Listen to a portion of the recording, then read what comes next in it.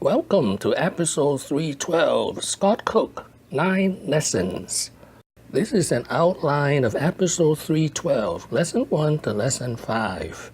This is an outline of episode 312, lesson 6 to lesson 9. Lesson number 1, he's the father of usability software.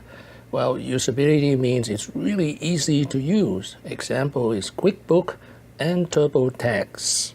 We have to go back to 1983. All the software was sold with big, thick manuals, hundreds of pages. Today, 2018, we have software that requires no manuals. They are made for non-accountants. Lesson number 2, he invented simple and cheap experiments. The example he gave was how the Wright brothers invented the airplane. They did that was novel, in addition, was they built the first experimental technology for flight. They built the first wind tunnel. There were no wind tunnels until Orville and Wilbur Wright, and that allowed them to test wing designs. The old way of testing wing designs was to build the whole product, get on a cliff, and jump off.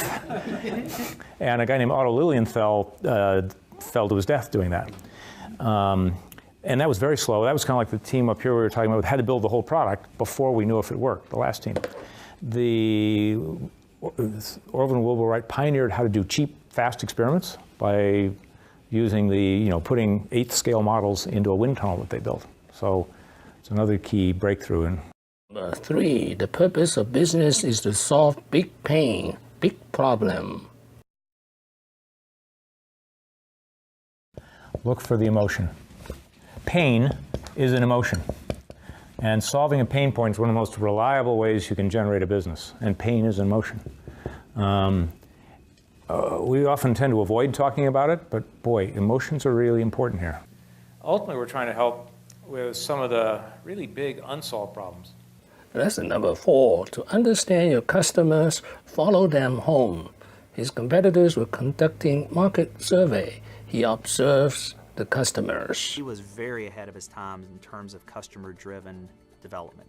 So observing customers, not just doing market research, but going out with ethnography and watching customers in the wild, follow me homes, as they were called, and then bringing them and those insights into the development process so the customers actually help you design and develop the product. There were many points during the early days of Intuit when both he and Signe would have given you the entire company. A lot of his early hopes and aspirations or thoughts about how it was going to work turned out to be absolutely false. Yet. Lesson number 5, find the right partner. His partner is Tom Proulx, an undergraduate student at Stanford University. So Scott is a few years older than me. He was actually out working, making a living. I was still a kid at Stanford. I was a senior at Stanford. Had another year to go because I was co-term. Lesson number 6, 4 years of hell, 1982 to 1985. First, no venture capitalists wanted to fund them. Second, 0 revenue for the first 3 years. Third, he raked up $350,000 of debt, including debt from his father. Campus center, and inside can I put a plaque in honor of my father, who believed in us and gave us money even when he didn't have money to give, and he didn't even know what a PC was and had never typed in his life, because it was him that gave us the ability to become the company that we are, not me. I don't think we have made... Lesson number 7, a happy customer tells 10 friends. I mean, they run ads. Beer may be different. I'm not sure I know the how you sell image products. Beer, wine, cigarettes. But the one thing to do is to figure out what you're going to do to change that customer's life so much they're going to go out and tell 10 friends. It doesn't have to be, but often it's find their biggest pain point. Find the area you're working in. What's the thing they hate? What's the thing that is the problem they wish were solved, or they're not even aware of because they're so numb to the pain? Lesson number 8, his biggest mistake. He bought Rock Finance for $532 million in 1999, only to sell it later to the same guy, Dan Gilbert, for $64 million. Some really bad math. In 3 years, he lost $468 million. In January 2018, Quicken Sloan became the nation's largest mortgage lender. This is Dan Gilbert, owner of Quicken Sloan. He's $2.5 billion richer than Scott Cook. Lesson number 9, Savor Surprises. Surprises will happen. I didn't know this at the time, but we found it by accident.